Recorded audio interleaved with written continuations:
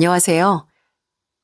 저는 인생의 정점을 찍은 후 끝도 없는 바닥으로 추락하게 된 사람을 바로 목격했던 30대 직장인입니다. 사람이 성공을 하기 위해선 물론 자신의 노력도 필요하겠지만 주변 사람들의 도움과 운도 필요하죠. 그렇지만 자신의 성공이 다 자신의 덕이라고 자만하는 사람은 결국 그 끝이 좋지 못한 것 같습니다. 바로 그런 사람의 말로를 제가 두 눈으로 똑똑히 목격했는데요. 자만심이 부른 결과가 어땠는지 여러분들께 한번 얘기해 보려고 합니다. 전 할아버지 할머니 손에서 자랐어요. 보통 조손가정이라고 하면 어렵고 힘들게 컸다고 생각하지만 저희 집은 좀 달랐습니다. 아빠는 할아버지 회사에서 근무를 하시다 해외 출장을 자주 다니셨는데요. 그러다 제가 5살이 되던 해 중국 출장을 가셨다가 현지에서 교통사고로 세상을 떠나셨습니다. 그때 전 너무 어려서 무슨 일이 벌어진 건지 제대로 알지 못했어요. 다만 그 당시 집안 어른들이 모두 모여 울고 계셨고 엄만 숨죽여 울며 절 안아주셨던 기억만은 생생합니다. 그렇게 아빠가 돌아가신 후 전 엄마와 둘이서 생활했었어요. 그런데 2년 만에 엄만 다른 남자를 만나 재혼하셨고 그러면서 전 할아버지 댁에 맡겨지게 되었습니다. 그렇게 할아버지 댁에 가고 난 뒤로 엄마와는 영영 연락이 끊겨지고 말았어요. 처음엔 엄마가 다시 돌아올 거라 굳게 믿고 있었지만 시간이 점점 흐르면서 엄마가 절 찾으러 오지 않을 거라는 걸 전 자연스럽게 알게 되었답니다.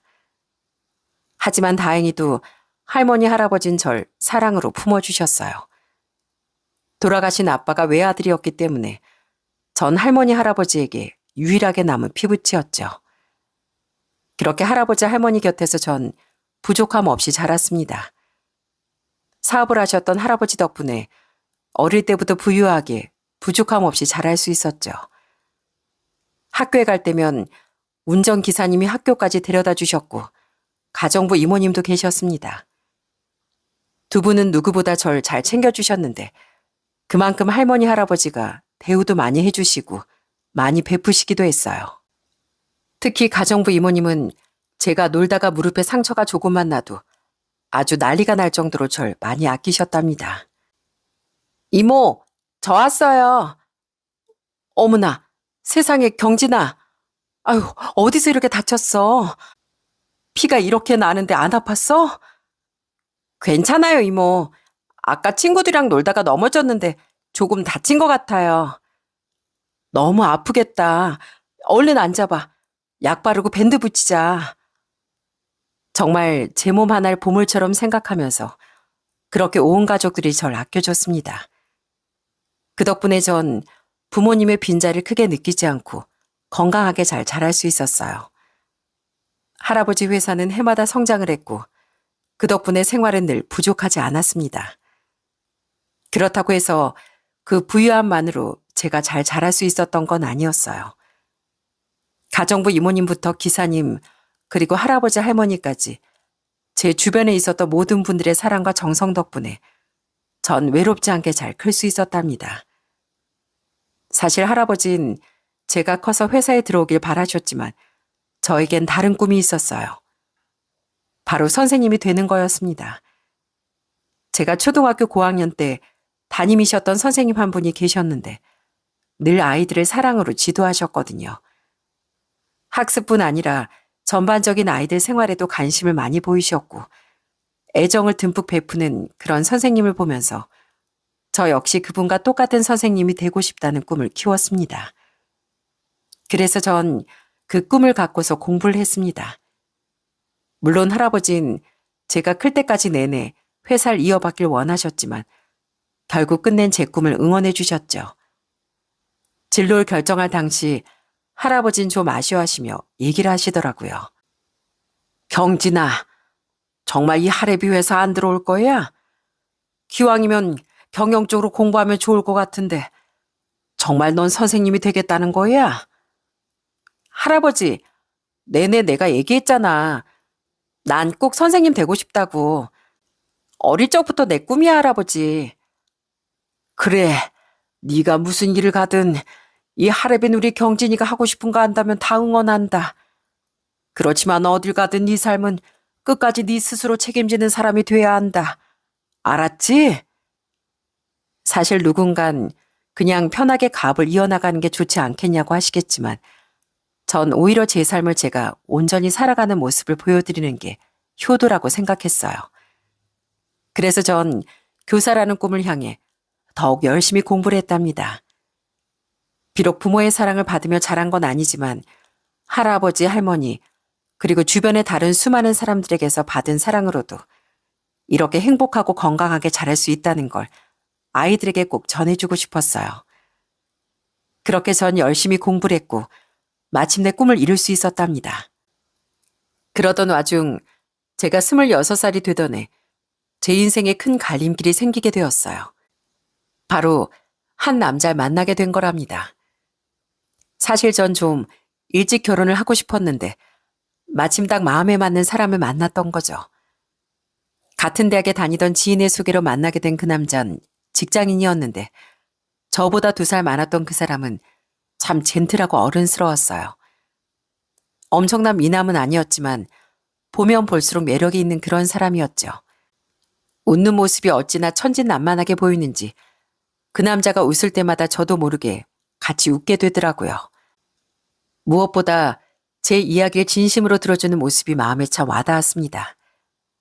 처음에 조부모님 손에서 컸다고 조심스럽게 말을 꺼냈을 때 그 사람은 당황도 하지 않고 오히려 어른스럽게 얘기를 하더라고요. 경진 씨 그럼 세상에서 제일 귀하게 자란 거네요. 부모님이 안 계시더라도 지금 이렇게 잘 자랄 수 있었던 건 그만큼 경진 씨 곁에 계신 분들 덕분이잖아요. 저도 그분들처럼 경진 씨에게 그런 사람이 되고 싶어요. 이 말에 전 그 남자에게 마음이 확 열렸던 것 같습니다. 지금까지 제 사연을 듣고 나선 제 상처를 찾기에만 바빴던 다른 사람들과는 다르게 이 남자는 제 환경을 모두 이해하고 보듬어줬거든요. 그렇게 전 그 남자와 연애를 시작하게 되었어요. 연애라면서도 참 행복하고 좋았습니다. 그 뒤로 자연스럽게 남자친구와의 결혼 얘기가 나오게 되었고 저흰 20대 후반에 그렇게 결혼을 결심하게 되었죠. 남자친구는 저와 연애를 하면서도 할머니, 할아버지께 정말 잘했어요. 사실 경제적으로 부족하지 않다 보니 그 전에 만났던 사람들은 늘 비싼 선물로 환심을 사려고 할 때가 많았는데 이 사람은 정말 사람의 마음을 감동시키곤 했습니다. 처음 저희 집에 인사 왔을 땐 요란한 선물 대신 남자친구가 봉투 하나를 가지고 왔더라고요. 할머니, 할아버진 그 봉투 안을 보시고선 깜짝 놀라셨고요. 바로 그 안엔 옛날 과자들이 한가득 들어있었거든요. 요즘 이런 과자 잘 안 팔아서 제가 일부러 시장에 들렸다가 찾아왔어요. 할머님, 할아버님 좋아하실지 모르겠네요. 아이고, 이런 걸 어디서 다 구했대?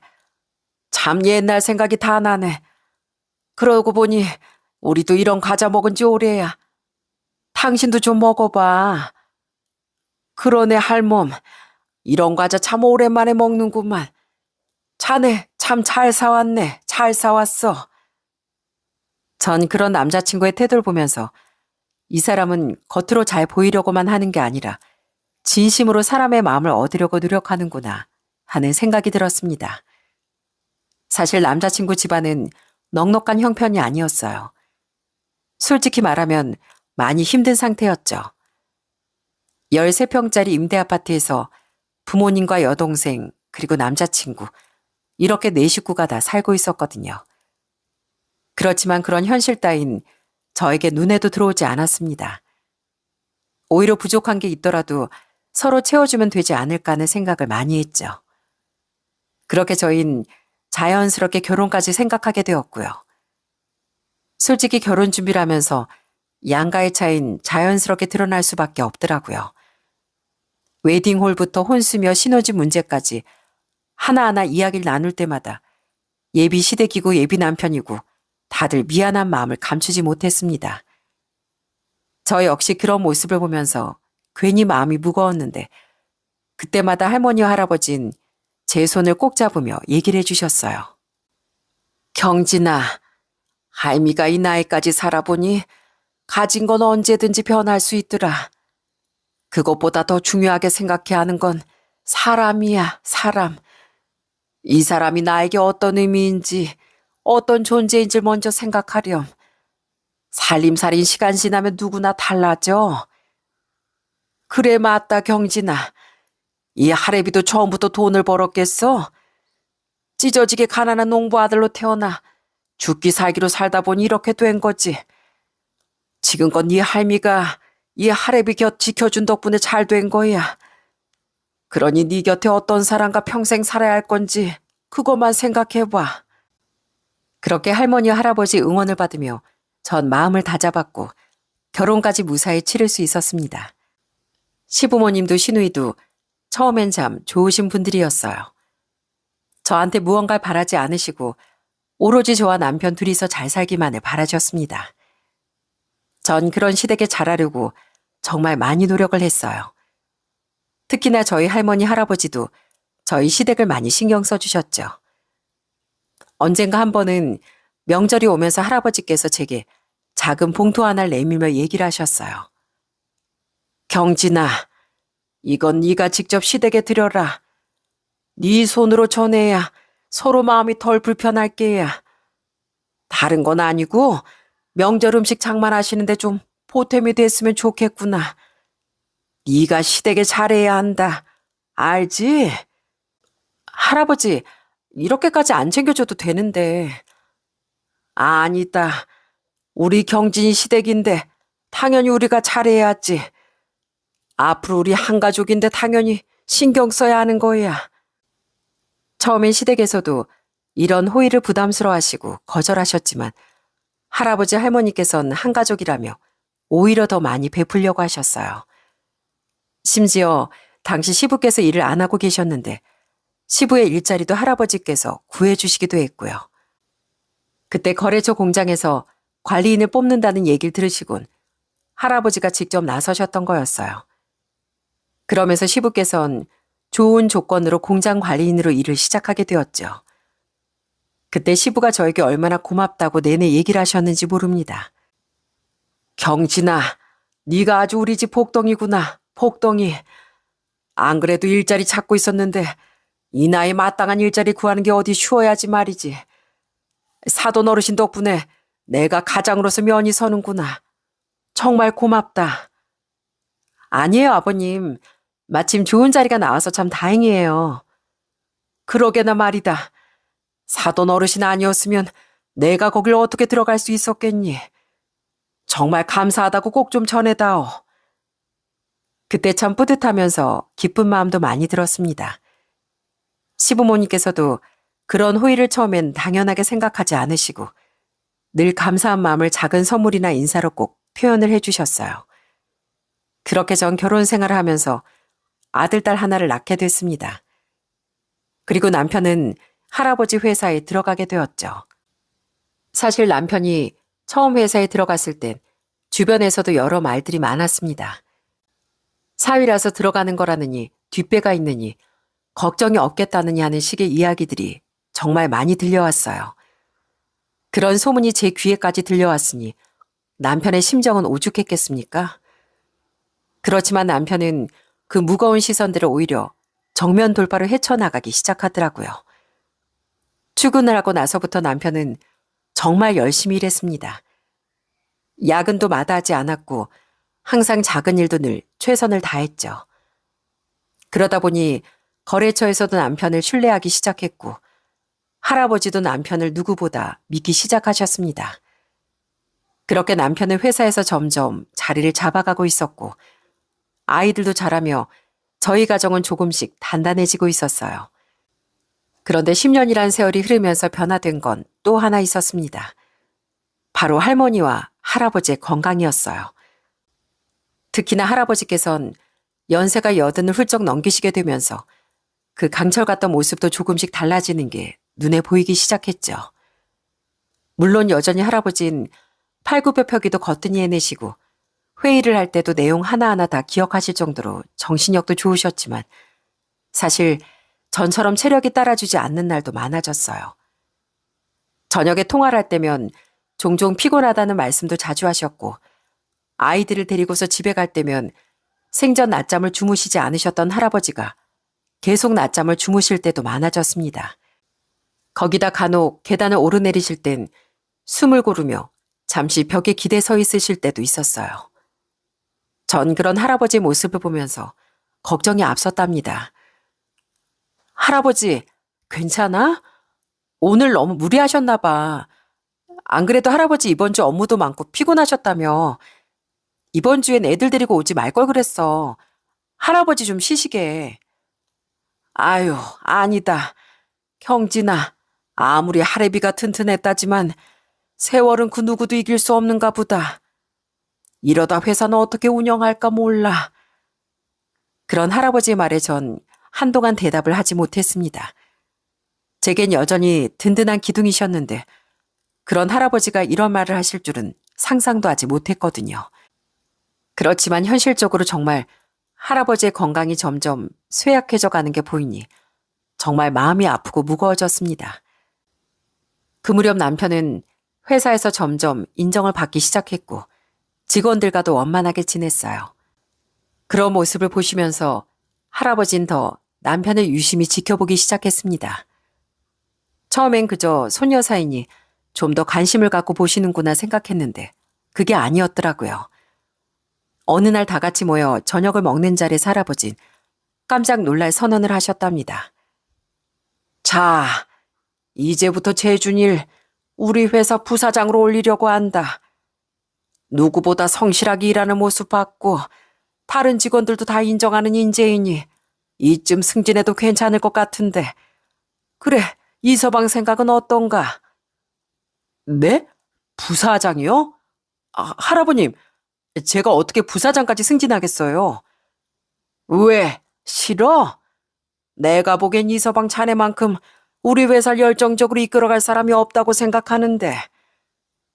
그 말에 남편은 갑자기 고개를 숙이더니 아무런 말도 하지 못했어요. 그러더니 조금 시간이 지나자 울컥거리며 얘기를 하더라고요. 할아버니, 정말 감사합니다. 저 믿어주셔서 정말 감사해요. 제가 앞으로 더 책임감 있게 정말 최선을 다하겠습니다. 그래, 자네 지금껏 열심히 해왔지 않은가? 다른 것보다 지금처럼만 잘해주면 되네. 난 자네 믿어. 남편은 12년 만에 마침내 자신의 능력을 인정받았다고 생각했는지 정말 큰 감동을 받았어요. 그런 남편을 저희 가족들은 진심으로 축하를 해줬습니다. 아이들 역시 아빠가 최고라면서 남편을 안아줬고요.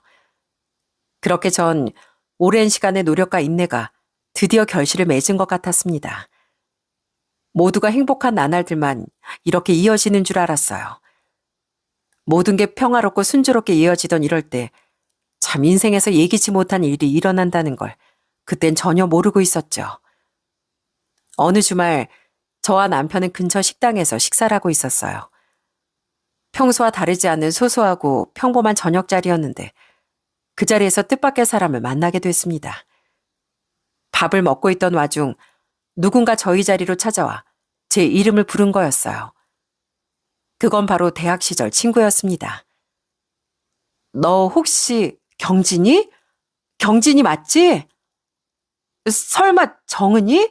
안정은? 그래, 나 정은이야. 야, 이게 얼마만이야?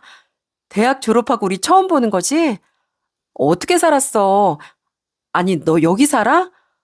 나도 여기 사는데 어떻게 같은 동네에서 한 번은 못 봤냐? 진짜? 와, 진짜 반갑다. 세상에 이게 우리 몇 년 만이야. 너 잘 지냈어? 그렇게 저희는 정말 반갑게 인사를 나누었습니다. 사실 그 대학 친구와는 그 시절 그다지 친한 사이는 아니었어요. 그러다 보니 졸업 후에도 연락을 주고받진 않았고 당연히 제 결혼식에도 오지 않았죠. 그래도 참 오랜만에 얼굴을 보니까 너무 반갑더라고요. 그런 와중에 갑자기 대학 친구의 시선이 제 앞에 앉아있던 남편에게로 향했습니다. 어? 혹시 네 남편? 아, 맞아. 나 결혼했어. 애도 둘이나 있는데 인사해. 내 남편이야. 안녕하세요. 이재준이라고 합니다. 아, 안녕하세요. 안정은이라고 해요. 경진이 대학 친구고요. 경진이가 결혼했다는 소식은 건너 건너 들었었는데 이렇게 처음 뵙게 됐네요. 반갑습니다. 그렇게 짧게 둘이서 인사를 나눴고 그날 저녁은 자연스럽게 셋이 함께 술자리를 하게 되었어요. 워낙 오랜만에 만난 친구이다 보니 전 웃으며 대학 시절 추억도 얘기하게 되더라고요. 정은아, 너 그때 기억나? 너랑 나랑 사실 많이 마주친 건 아닌데 우리 교양 수업 때 한번 같은 수업 들었었지 않아? 그때 밤새 과제하면서 컵라면만 먹었잖아. 너 그거 기억나지? 아유, 당연히 기억나지. 재준 씨, 경진이 대학 때 어땠는지 모르죠? 얘가 지금이랑 아주 달랐다니까요. 뭐 하나 얘기 풀어드려요? 야, 무슨 소리야. 내가 뭘 달랐다고 그래. 에이, 왜 그래. 정은 씨가 얘기 풀어주겠다는데. 무슨 얘긴데요? 아, 저 엄청 궁금한데. 한번 얘기해 주세요. 남편은 갑작스런 대학 친구의 합석에도 어색해하지 않고 오히려 같이 어울리면서 즐겁게 술자리를 하게 되었습니다. 그런 남편 행동에 전 고맙더라고요. 사실 어떻게 보면 불편한 자리일 수 있지 않습니까? 그런데 남편은 대학 친구하고도 서슴없이 대화도 나누고 즐겁게 시간을 보내더라고요. 그날 이후로 남편은 부사장으로서 정말 바쁘게 일하며 보냈습니다.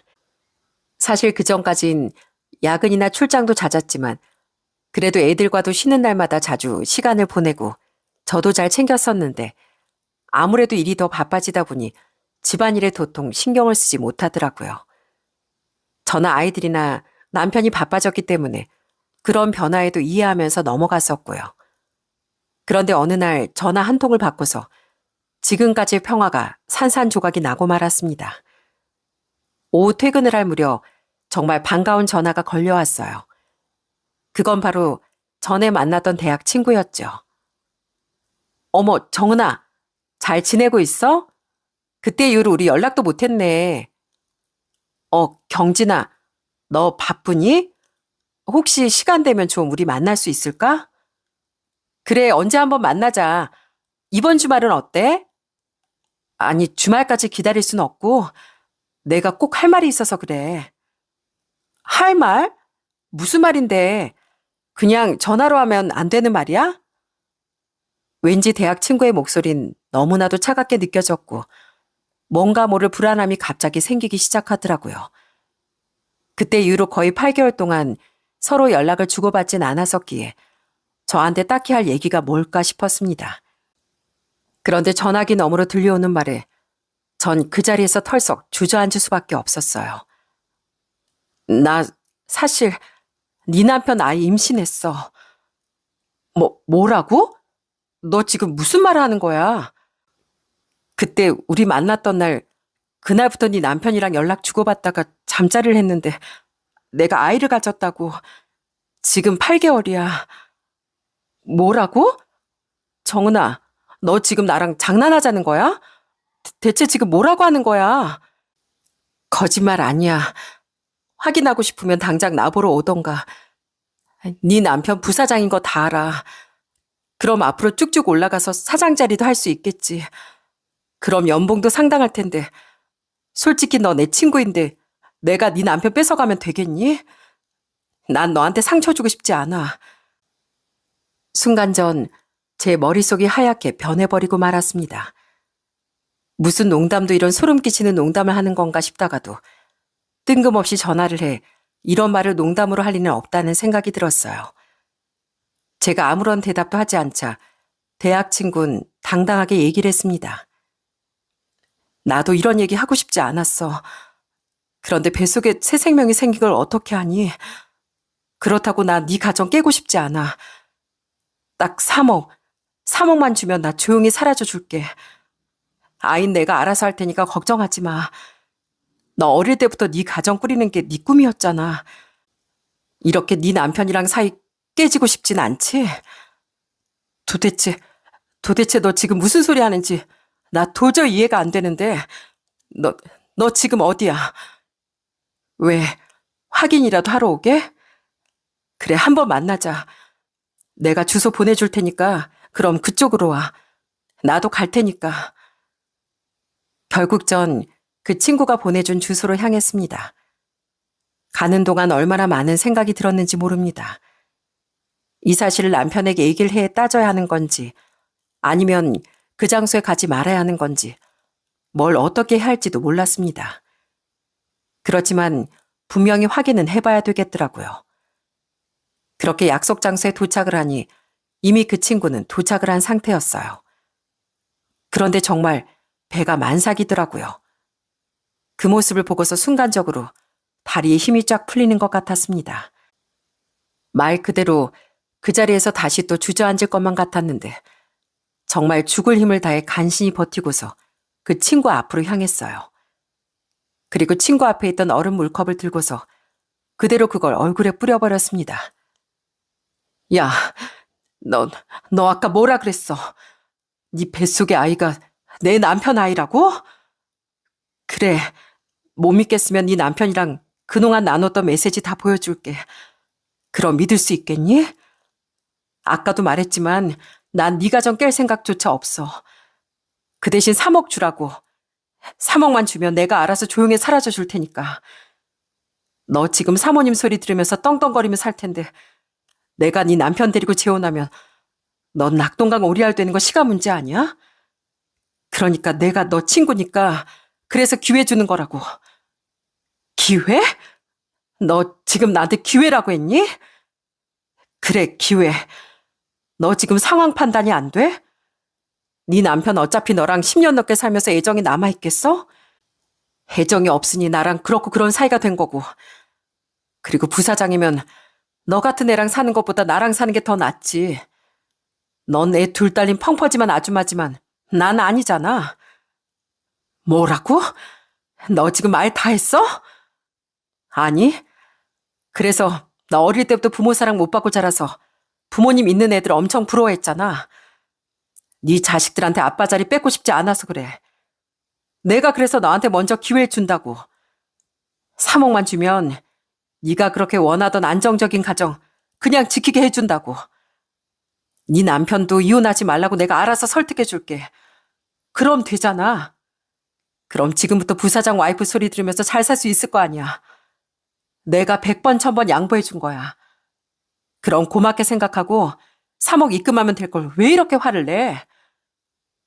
전 이 정신 나간 상간녀의 말에 정말 기가 막혀 어이가 없더라고요. 도대체 얘가 무슨 자신감으로 제 앞에서 이런 말을 멋대로 짓거리는지 이해를 할 수가 없었죠. 그런데 딱 생각을 해보니까 왠지 얘가 잘못하는 게 있을 것 같더라고요. 그래서 전 순간적으로 비웃으며 그 상간녀에게 얘기를 했어요. 아, 그래? 근데 어쩌냐? 너 지금 뭔가 단단히 착각한 것 같은데 내 남편이 너한테 제대로 얘기를 안 한 것 같다? 지금 남편이 다닌다는 회사 누구 건지 알아? 그게 무슨 말이야? 누구 건데? 뭐 누구 거든 말든 부사장 자리까지 올라갔으면 사장만 없어지면 네 남편이 사장 되는 거 시간 문제 아니야? 뭐 들어보니까 엄청 나이 많은 노인네라던데. 그거 바로 우리 집 회사야. 그런데 제 말을 듣고서도 그 상간녀는 말도 안 된다면서 헛웃음을 지며 얘기를 하더라고요. 뭐? 니네 집 회사라고? 야, 웃기지 마. 너희 부모님 두 분 다 안 계신 거 뻔히 아는데 뭔 헛소리를 하고 있어? 야, 거짓말 하려거든 제대로 해야지. 내가 너에 대해 모르겠어? 진짜 별 말 같지도 않은 소리 하고 앉아있네. 뭐 그런 소리 하면 내가 사장님 딸이었어. 그럴까봐? 참, 너 진짜 웃긴다. 아니, 누가 우리 부모님 회사래? 우리 할아버지 회사라고. 우리 할아버지가 남편 월급 주면서 부사장으로 채용한 건데 너 그건 못 들었나 보네. 뭐라고? 그게 무슨 소리야? 니네 할아버지 그냥 자켓 사업하신다며. 난 누구 같지 않아서 잘 산다고 막 자랑하면서 떵떵거리면서 살지 않거든. 그 못난 놈이 너한테 처가덕 보면서 산다고 얘기를 안 했나 보네. 그러니 네가 내 앞에서 이딴 소리나 짓거리지. 거짓말. 거짓말이지? 너 지금 나한테 거짓말 하는 거지? 자, 이걸 보면 좀 믿어지겠니? 여기 할아버지 회사 대표 사진 보이지? 그리고 나랑 가족 사진 찍은 거. 이제 알겠니? 내 남편이 왜 거기까지 올라갔는지. 그러자 대학 친구였던 그 상간녀는 얼굴이 새하얗게 질리더니 갑자기 태도를 바꾸기 시작하더라고요. 아까까지 누가 봐도 잘못한 거 하나 없는 사람처럼 굴었었는데 갑자기 비굴하게 저한테 얘기를 하더군요. 아니, 경진아, 그게 말이야. 그게... 왜? 아까 그 당당하던 태도 어디 갔니? 왜 아까처럼 해보지 그래? 네 남편 안 뺏는다고 돈 달라고 하던 사람 어디 갔냐고? 아니, 그게 아니라 난... 자, 그럼 니들 어떻게 만났는지 한번 얘기라도 들어보자. 그 얘기 듣고서 내가 생각 좀 해볼게. 3억을 너한테 줄지 말지. 어? 정말? 그게 말이야. 실은 우리 그때 만났을 때 있지? 그때 너 화장실 간 사이 네 남편이 나한테 연락처를 물어봤어. 자기 친구 소개를 해준다고 난 진짜 소개팅 해주는 줄 알고 전화번호를 줬는데 글쎄 네 남편이 날 꼬신 거라니까. 나한테 뭐 몸매가 좋다느니 20대인 줄 알겠다느니 얼굴도 예뻐서 연애해도 되겠다느니 그러면서 엄청 꼬셨다고. 너랑은 이제 헤어질 거라고 사장 자리만 올라가면 바로 헤어질 거라고 하길래 난 진짜 그런 줄 알고. 근데 난 정말 네 친구니까 네 가정 절대 깨고 싶지 않았어. 그래서 그냥 조용히 사라져 주려고 그런 건데. 절 위하는 척 얘기하는 이 상간녀의 말을 들으며 정말 어이가 없었습니다. 아내 친구를 보고서 뒤로 꼬드기는 남편이나 그 꼬드김에 홀라당 넘어가는 상간녀나 도찐 개찐이라고 생각했죠. 솔직히 그 친구는 대학 시절에도 인기가 정말 많을 정도로 예쁜 친구이긴 했습니다. 몸매도 좋아서 소속사에서 스카웃이 들어왔을 정도긴 했어요. 그런데 아무리 그렇다고 한들 결혼한 사람이 그것도 친구 안에 꼬드긴다니 도저히 용서할 수 없었습니다. 전 바로 상간녀에게 말을 했어요. 그래, 네 말 잘 들었어. 그러니까 내 남편 때문이라는 거지? 근데 내 남편이 먼저 꼬드겼는지 네가 그랬는지 내가 그걸 어떻게 믿어? 그리고 그 애가 남편이라는 것도 어떻게 알고? 증거 있으면 나한테 보내봐. 증거? 내가 바로 싹 다 보낼게. 나 진짜 네 가정 깰 생각 추워도 없어. 경진아, 너 나 알지? 나 아니면 아닌 사람이잖아. 정말 내가 먼저 그런 게 아니라 네 남편이 먼저 그랬다고. 대신 나 돈만 주면 조용히 사라져 줄게. 어? 일단 증거부터 보고 생각해 볼게. 그리고선 전 그 자리를 나오고 말았습니다. 그리고 전 상간녀가 보낸 증거들을 가지고서 바로 회사로 향했어요. 회사에 도착하자마자 전 대표실로 향했고 그곳으로 남편을 불렀습니다. 그렇게 대표실로 온 남편은 제가 그 자리에 앉아있는 걸 보고선 깜짝 놀라더라고요. 어? 여보, 언제 왔어? 당신 오니까 나더러 오라고 하신 거구나. 웬일이야 여기까지 다 나오고? 그러더니 싱글벙글 웃으며 자리에 앉으려고 하던 그 순간 전 남편의 눈앞에 핸드폰을 들이밀었습니다. 그리고 핸드폰에 떠있는 사진을 보고선 남편이 얼마나 놀랐는지 기함을 하면서 뒤로 나자빠지더라고요. 그 사진은 바로 상간녀와 남편이 속옷만 입은 채 다정하게 껴안고 찍은 사진이었거든요. 남편은 하들짝 놀라 바로 몸을 일으켜 무릎을 꿇더니 빌기 시작했습니다. 여보, 그게 아니라 할아버님, 아니 대표님, 이게 아니라요. 저도 꽃뱀한테 당한 거예요. 당한 거. 꽃뱀? 야, 너는 꽃뱀을 네가 알아서 사냥하고 다니냐? 내가 아무것도 모를 줄 알고? 도대체 당신 밖에서 뭐하고 돌아다니는 거야? 여보, 그거 아니야. 오해야. 난 진짜로 그러려고 그런 게 아니라 아니 내가 술을 좀 많이 마신 바람에 이 여자가 날 속여가지고. 그럼 이건 뭐라고 할 건데? 이것도 네가 술에 취해서 손가락이 자동으로 움직여서 메시지 보낸 거니? 야, 뚫린 입이라고 아무 말이나 내뱉지 마.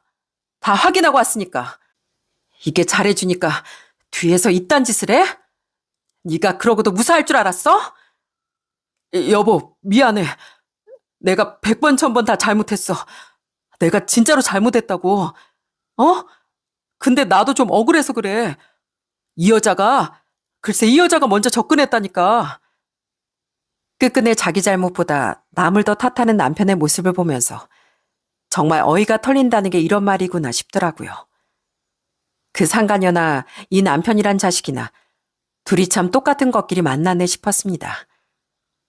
남편은 어이없이 바라보는 저와 할아버지 사이에서 다급하게 얘기를 하기 시작했어요. 대표님, 정말 죄송합니다. 정말 제가 죽을 죄를 졌습니다. 정말 죄송해요. 그렇지만 사회생활 하다 보면 이런 일쯤은 있을 수 있지 않습니까? 저도 밖에서 일을 하다 보니까 저도 모르게 유혹에 넘어간 것 뿐이에요. 저 정말 아내 사랑합니다. 저한텐 아내밖에 없어요. 그러니까 제발 좀 용서해 주십시오. 예? 뭐? 유혹에 넘어가. 내가 자네 잘못 봐도 한참 잘못 봤구먼.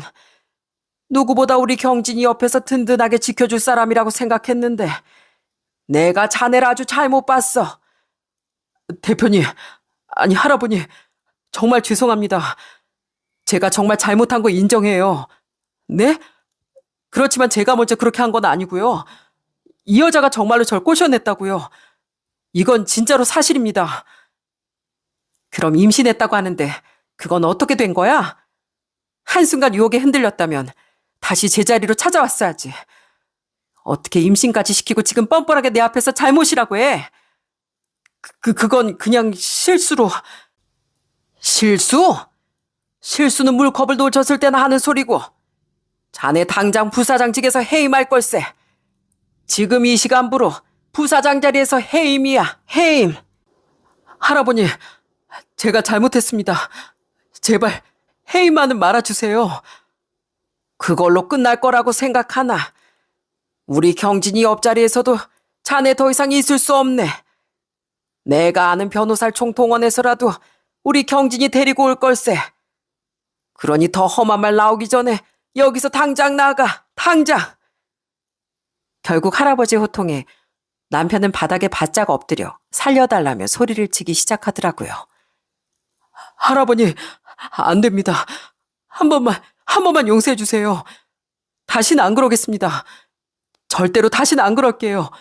한 번만 딱 용서해 주세요. 정말 다시는 실망시켜드리는 일 없을 겁니다. 한 번만요. 이미 기회는 끝났어. 내가 우리 하나밖에 없는 손녀 어떻게든 잘 살게 해주고 싶어서 너한테 그동안 베푼 게 얼만데.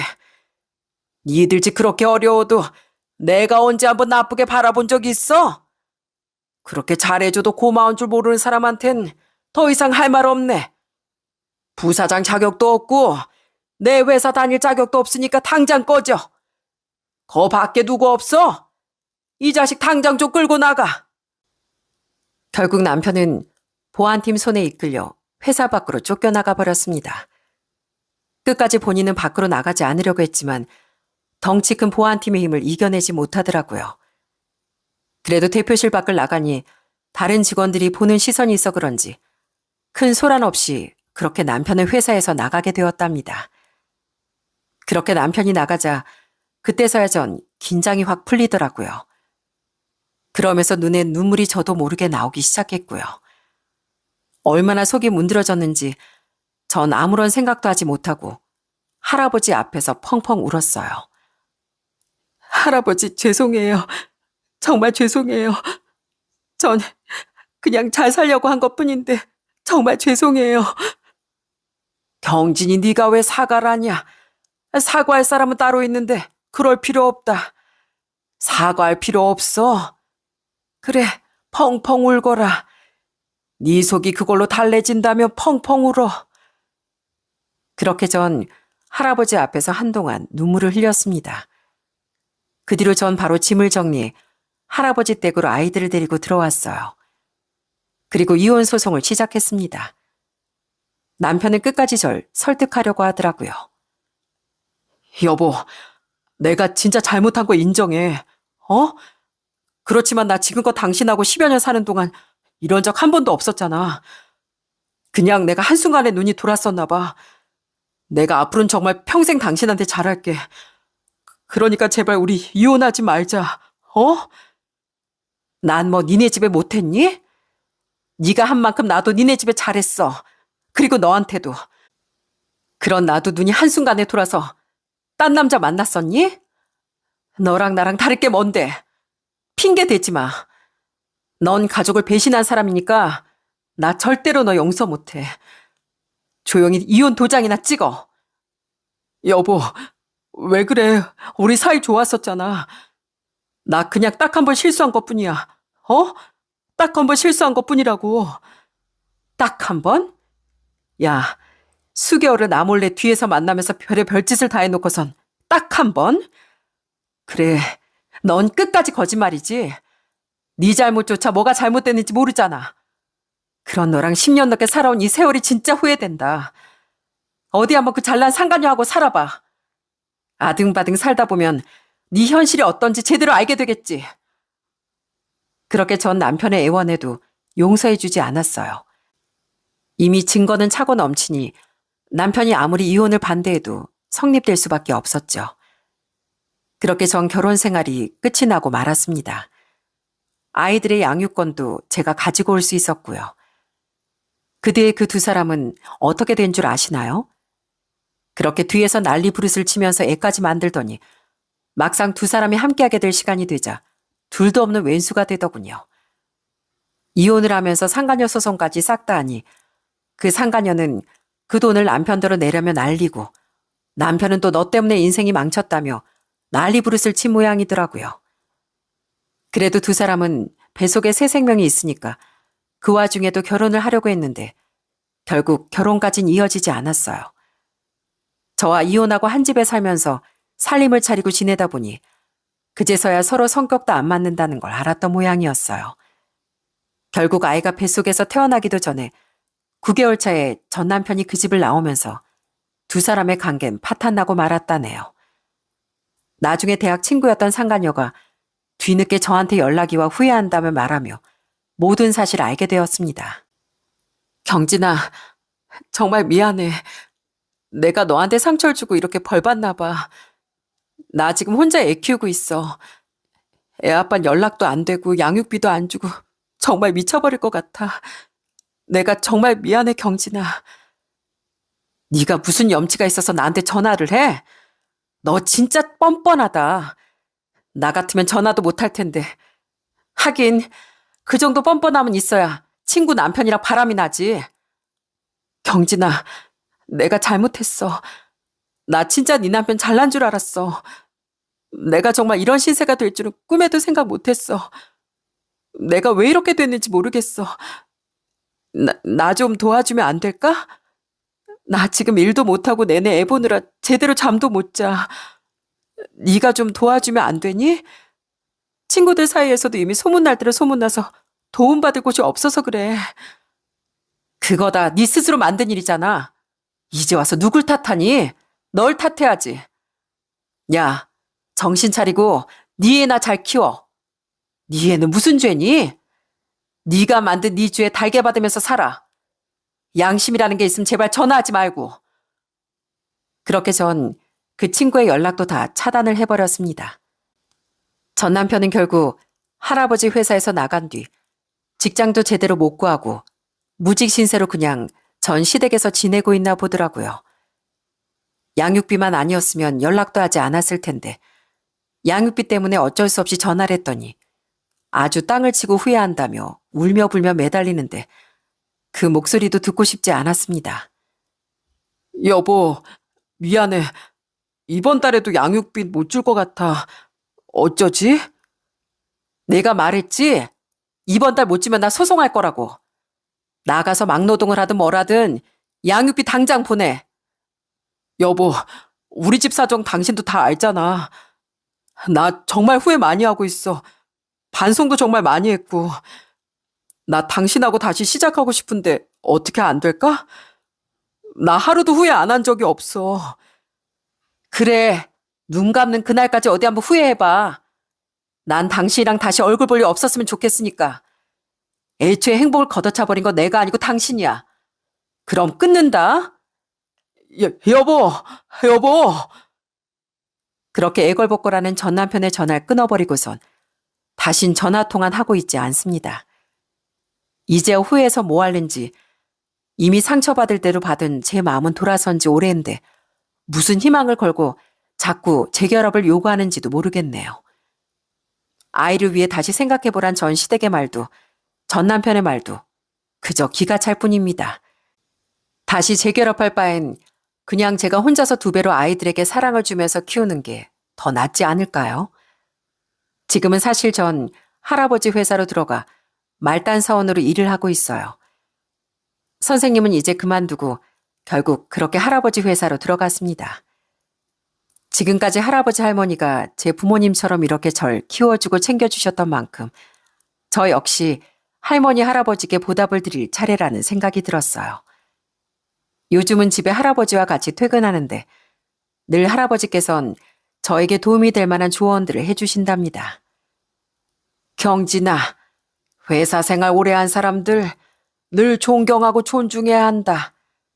너보다 훨씬 더 많은 시간을 회사와 함께한 사람들이야. 겉으로 보기엔 뭐 대단할 게 없다 느껴질 수 있을지 몰라도 그 사람들 덕분에 우리 회사가 돌아가는 거야. 알지? 그럼 잘 알죠. 우리 대표님 얘기라면 제가 귀담아 들어야죠. 그래. 그런 마음으로 열심히 본받고 배우려고 한다면 많이 성장할 수 있을 게다. 이 할아버지는 우리 경진이 능력을 믿는다. 이렇게 늘 응원하는 할아버지 말을 들으며 저는 매일매일 마음을 다잡고 있답니다. 그래서 하나밖에 없는 손녀로서 누구보다 할아버지가 지키고 싶은 그 회사를 제가 든든하게 지켜보려고 해요. 열심히 회사 일을 배우며 지금은 정신없이 일에만 열중하고 있어요. 아이들도 너무나 건강하게 잘 지내고 있고 할머니 할아버지도 여전히 건강하게 잘 지내고 계신답니다. 아무래도 할아버지 할머니가 연세가 있으시다 보니 멀리 여행은 가지 못하지만 쉬는 날이면 아이들과 함께 근교 여행이라도 가서 같이 추억을 쌓으려고 노력도 많이 하고 있어요. 아이들도 이젠 혼자 하는 일들이 많이 늘어나 제가 손이 가는 일들이 많이 줄어들더라고요. 그렇지만 엄마로서도 아이들이 세상에 나와 제 몫을 다하고 살 수 있도록 열심히 아이들을 가르치고 키워보려고 합니다. 그리고 한 가지 소원이 있다면 제가 바라는 건 다른 게 아니고 할아버지 할머니가 좀 더 건강하게 저희 곁에서 이렇게 행복하게 같이 지내는 것뿐이에요. 좀 더 제가 나은 사람이 되고 성장한 모습을 할아버지 할머니께 꼭 보여드리고 싶네요. 제 바람이 이루어질 수 있도록 여러분들도 같이 응원해 주셨으면 좋겠습니다. 저도 살다 보니 다른 것보다 사람에겐 의지가 정말 중요하다고 생각이 듭니다. 여기 올라오는 사연들을 보다 보면 생각보다 자기 환경이 바뀌면 사람이 확 달라지는 경우들이 정말 많더라고요. 제 주변에서도 갑자기 사람이 변한 경우들이 종종 있는데 그런데 따지고 보면 환경이 바뀌어도 변하지 않는 사람들도 있잖아요. 그런 걸 보면 사람이 변하는 게 아니라 전 본성이 드러나는 거라고 생각합니다. 그런 나쁜 본성을 끝까지 잘 숨기고 좋은 사람을 유지할 수 있는 힘이 바로 의지가 아닌가 싶네요. 사람은 누구나 속으로 나쁜 생각을 할 수 있지만 그걸 실천으로 옮기는 건 의지 차이라고 생각합니다. 여러분들은 혹시 인생의 신념이 있으신가요? 전 정직이 제 삶의 신념이랍니다. 그 신념을 지키기 위해 의지를 갖고 산다면 복은 언제든지 찾아올 거라고 생각해요. 내가 더 잘나기 위해 주변을 배신하거나 떠나는 것쯤이야 별거 아니다라고 생각하셨다면 이번 제 이야기를 통해 느끼신 바가 있으셨으면 좋겠습니다. 제 이야기는 여기서 끝이에요. 앞으로 어떤 일들이 제 인생에서 펼쳐질진 누구도 모르는 일이겠지만 제가 이렇게 바르게 정직하게 살다 보면 더 좋은 일들이 더 많이 생겨날 거라고 믿습니다. 여러분들의 인생에도 더 좋은 일들이 많으시길 바라며 이만 사연을 마치도록 하겠습니다. 끝까지 들어주셔서 정말 감사합니다.